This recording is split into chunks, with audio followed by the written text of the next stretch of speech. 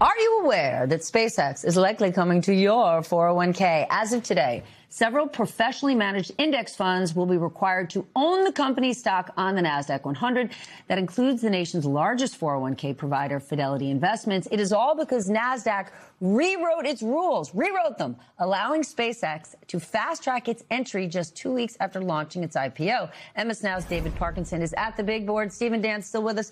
David, what does this mean for SpaceX, for Elon Musk, and more importantly, for all of our 401ks? Yeah, so it's important to think about what a ETF is, because this is where we're going to get into the heart of it here. The NASDAQ 100 is a basket of companies, and basically it's the 100 largest stocks in the NASDAQ. It begins with NVIDIA, which is the largest company by market cap, continues all the way down to your SanDisks, your Palo Altos, etc.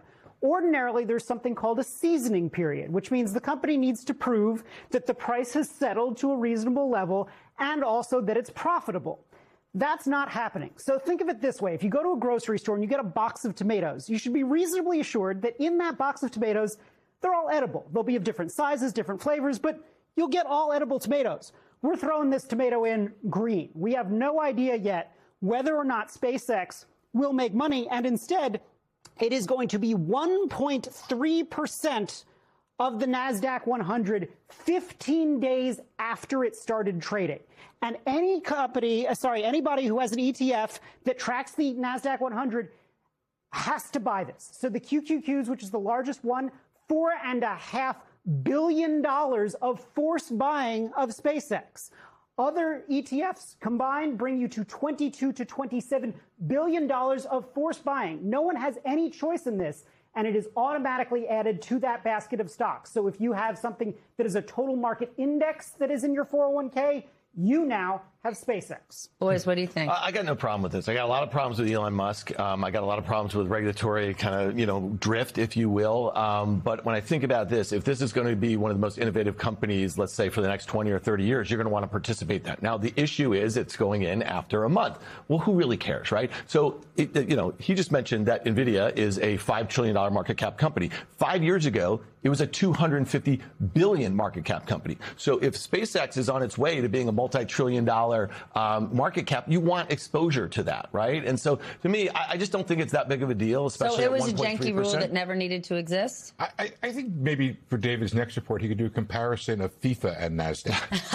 I think both of those are sort of similar now because they seem to waive rules when it's convenient for them.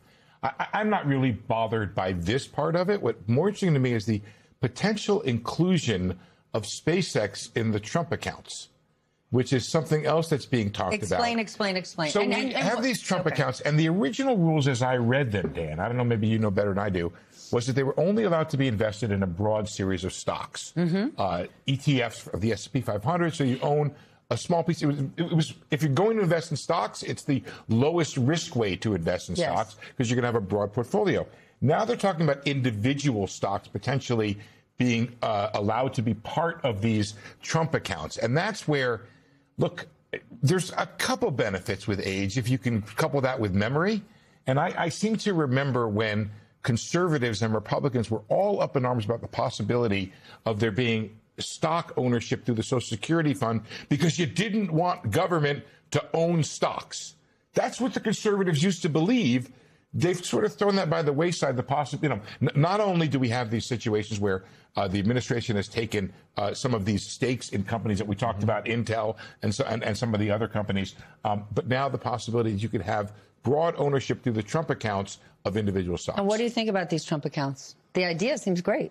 Yeah, I think it's fine. I mean, just do the math, compounded over 18 years at, like, say, 9% a year, you're going to end up with $3,800, excuse me. So $1,000 in 2026 is going to be about $3,800 in 18 years. I have one issue with it, and I give Brad Gerstner a ton of credit. He's been kind of championing this for years, and I've known him, and this has been really important to him. He's a VC out on the West Coast. I think it has the potential to widen income inequality. So think about it this way. Other than that $1,000 that the government gives you, you have the ability to put up to, I don't know, $5,000 a year. So you start compounding that. People can afford to do do that are going to end up with big lump sums after 18 years. It's just another way for wealthy people to look at 529s, Roth IRAs for their kids. And then what's going to happen to the people who most need it, they're going to end up, if they don't contribute anything more, with $3,800 in 18 years, while so many other families have been contributing a lot more. And I think that's something that people haven't really focused on enough. It seems like a great idea. There's no downside to it. If you think about the contribution of the government, it's a rounding error to our budget. And you have people like Michael Dell, who just gave $6 billion. I think that's going to be, under any administration, something that's looked upon favorably. So I think the program has a great chance of success. I think it widens income inequality. inequality. But that $6 billion comes from Dell now. Yeah. And then what happens next year? Who gives the $6 billion next year? Some other oligarch who wants to, be in good graces, or I guess it strikes me that you need a sort of stable funding mechanism for this. If a Democrat comes in, would it mean that the companies would stop donating because they're not getting no-bid contracts on the backside? Fair question. Gentlemen, thank you so much. David, welcome to Money Power Politics. Come back soon. You gentlemen know you're being invited back whether you like it or not.